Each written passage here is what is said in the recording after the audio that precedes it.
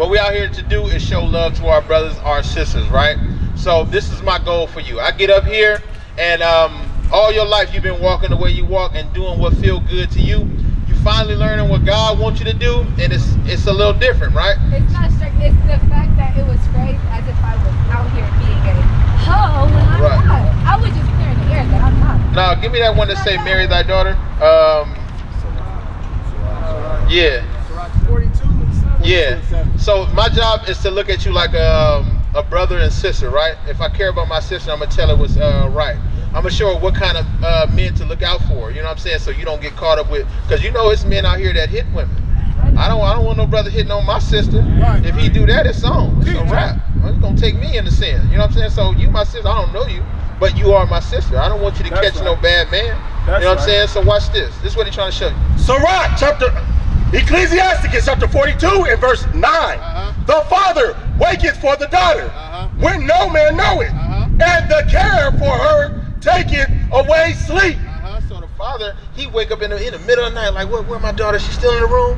Because I care about your body. I want to make sure you're preserving yourself. I know what these young men want to do with you. You know what I'm saying? Look, I'm trained to look at your eyes because I've been in the truth for long enough, and I can see that you're a pretty young sister.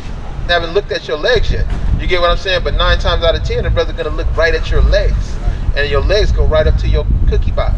You get what I'm saying? He's gonna wonder what's in there, and then once that's all over, it's like, then how is that my fault because a man's it ain't your, no, if I'm not giving it away, really, then what? You feel me? What am I doing? Right. That's what I'm saying. So the kind of bait that you put out there depends. It determines what kind of fish you catch. That's right. You know what I'm saying? So I'm gonna tell my little sister, right? I'm gonna say, look, I'm gonna give you some game. Says, when you put this on and that on, you gonna catch Tyrone, right? Tyrone want this, that, and the third, and when he get that, he gonna leave you with a baby, so on and so forth. That's what happens, right? But I'm gonna say, look, but check out Cedric over there. You know what I'm saying? He follow the Bible. He do this and that. Watch this. Read what you got. Yes, 25. Sirach, Ecclesiasticus chapter 7 and verse 25. Marry thy daughter. So, marry thy daughter. He said, make sure your daughter gets married. That's why they go down the aisle and the father gives the daughter away.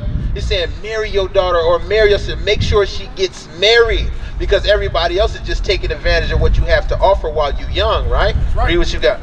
And so shalt thou have performed a weighty matter. God said that's a big deal. If your daughter gets married, your sister gets married, you actually doing a great big deal, Reed. Oh, that's right. But give her to a man of understanding. Do what? Give her to a man of understanding. I want to make sure the next man that you meet is a man of understanding. That's right. So, and we all got to change our standards. What society tell us is okay, we got to change and go back to what God says is okay. Right. You get what I'm saying? Give me Baruch or Hosea 4 and 1, because we're not up here as like no church choir boys that's telling you that you evil for being in the midst of sin that you in today. You're just learning today. That's you right. get what I'm saying? This is what we're saying to you. Read what you got. Yeah, give me Titus 3 and 3.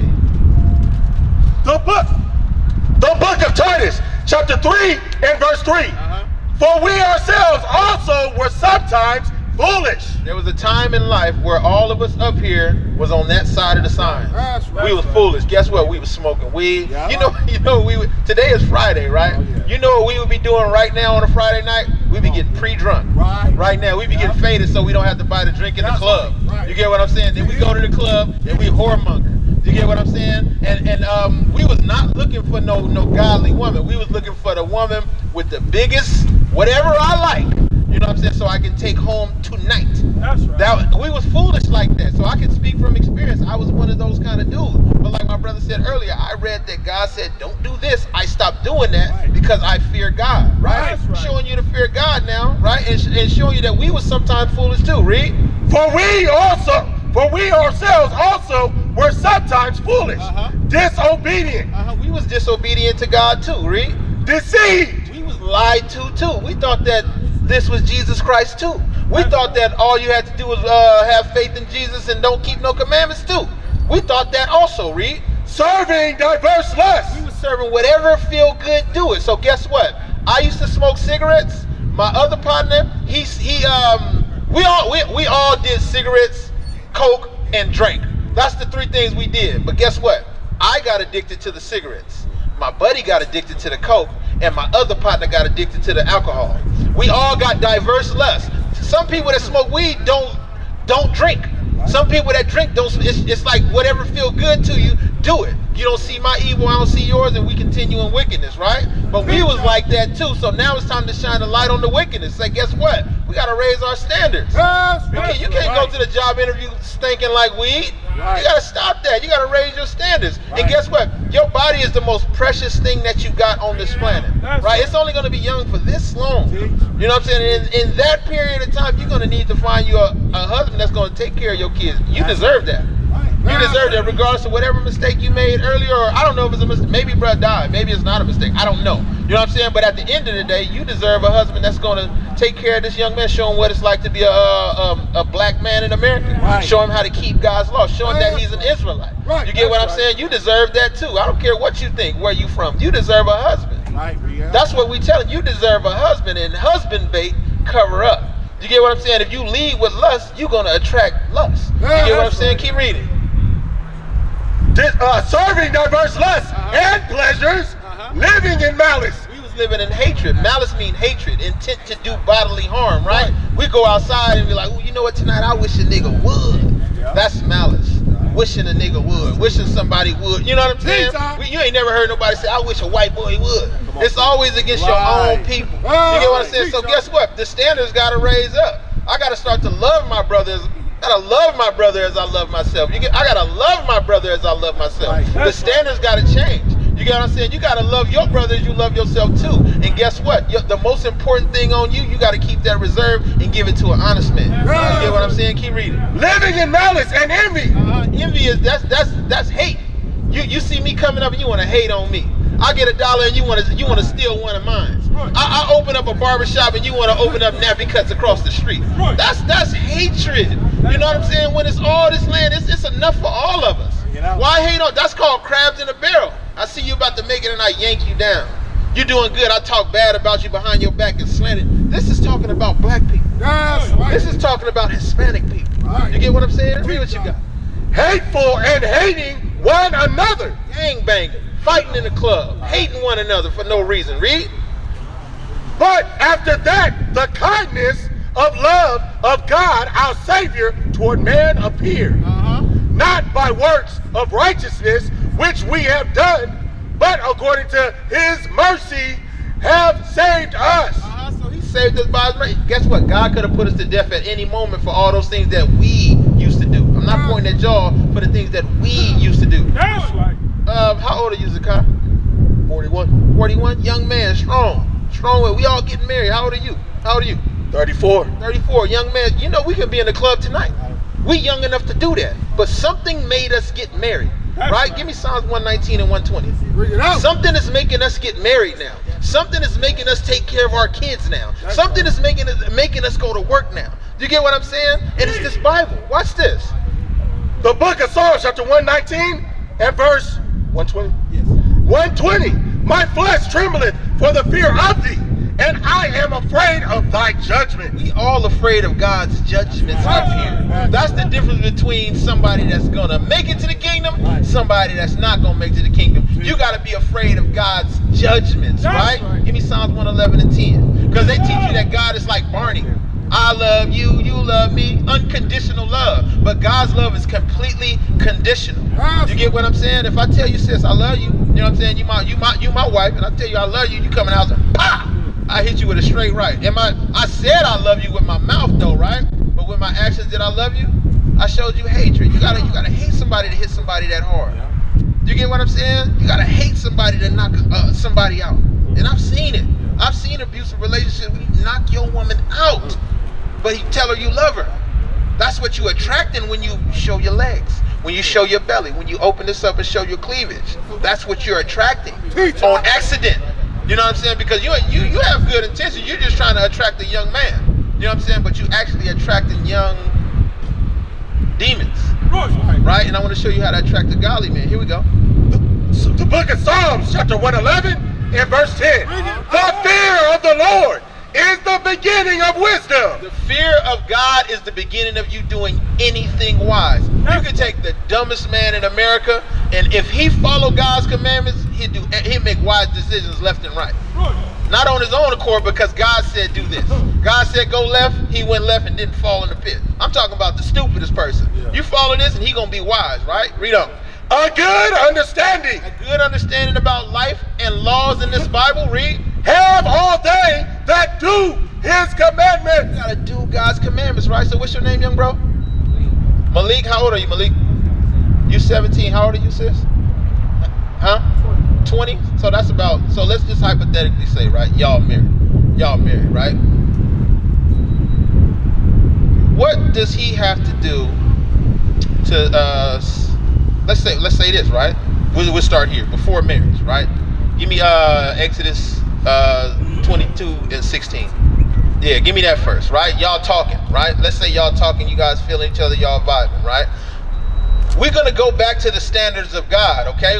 We've been in the world. We was once foolish, right? But now we returning to the Lord. Let's go into God's standards. What should happen next? Watch this.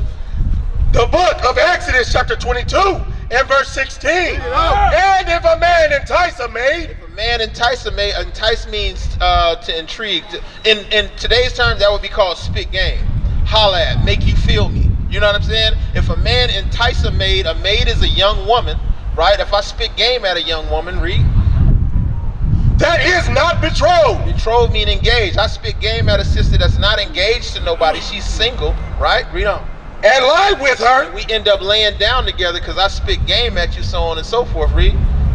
He shall surely endow her to be his wife. He shall surely. Anytime God says thou shalt, that's a commandment. When he say thou shalt not, that's a commandment, right? So if I spit game at a young sister, he just talked to you, hollered at you, right? Y'all start vibing, you start feeling each other like young people do, right? And y'all end up laying down together. The commandment is you shall surely endow her to make you marry. You should get married, right? And if you feared God because of his judgments, you would do that thing. You get what I'm saying? So the fear of the Lord is the beginning of wisdom. So the next time you think about having relations with somebody, you'd be like, man, let me ask some serious questions, because I know that if I lay with this sister, I gotta stay with her, right? So let me ask you, sis, do you like kids? Because if I didn't have no fear of God, I'd be like, hey, boo, what it do tonight? You know what I'm saying? What that thing do, or so on and so. I'll be asking you about questions tonight, this week, something I can touch today. You get what I'm saying? But if I know I have to marry you and I can't put you away, I'm gonna ask you some serious questions. I'm gonna be like, look, do you want a house? Because I'm going into real estate. We got to see if our minds vibe. You know what I'm saying? I need a sister that can cook a decent meal. Can you cook? No, you can't cook. Regardless of how good you look, you don't like kids. You can't cook. We not compatible. You don't want to serve God. We not compatible. Two can't walk together except they be agreed. You know what I'm saying? So first and foremost, just hypothetically, you hollering at the sister, y'all lay down. What y'all got to do next? You got to get married. You got to get married, right? Now in that marriage, give me 2 Thessalonians 3 and 10. This for the man, right? This is what he got to do to support you. Watch this. And if every single Black and Hispanic man knew this one law, think of how it would change our communities. Watch this. 2 Thessalonians chapter 3 and verse 10. For even when we were with you, this we commanded you, that if any would not work, neither should he eat. So guess what? As a man, you get married, you got to support that woman, and now you got to go to work. God said you got to go to work now, and if you don't work, you don't eat. Give me 1 Timothy 5 and 8. We're talking about the man role, because first, once you get in order, the woman can follow. You get what I'm saying? You got to show her a righteous man so she can become a righteous sister. The woman is the weaker vessel. You get what I'm saying? A vessel is like a pot. It's like a pot that holds water. You know what I'm saying? A strong vessel can hold like gasoline in it. You know what I'm saying? A weak vessel can only hold water and to start to leak. You know what I'm saying? That's how the woman is built. She's sensitive. You know what I'm saying? She's emotional. We rational. We rough. You know what I'm saying? The woman is a weaker vessel. So if the strong vessel is broken, she ain't gonna fix herself. So I talk to my brother. This is how we fix ourselves. Watch this. 1 Timothy chapter 5 and verse 8. Bring it out. But if any provide not for his own. If you don't provide for your own, read. And especially for those of his own house. especially for those of your own household. You don't get out there and work and provide for those of your own house. That's your wife, that's your children and your kids, right? If you don't get out there and provide for them, read. He has denied the faith. Deny God. And is worse than an infidel. You worse than a non-believer. So if every black man, Hispanic man kept that law, you got to go to work and provide for your children, right? What would happen with single parent households? They'd be gone. That's right. It'd be done tonight. We'll fix it. If everybody kept that law tonight, it'd be a wrap for single parent households. Do you get what I'm saying? Every child would have a father in the household bringing him up. You know what I'm saying? It's cool.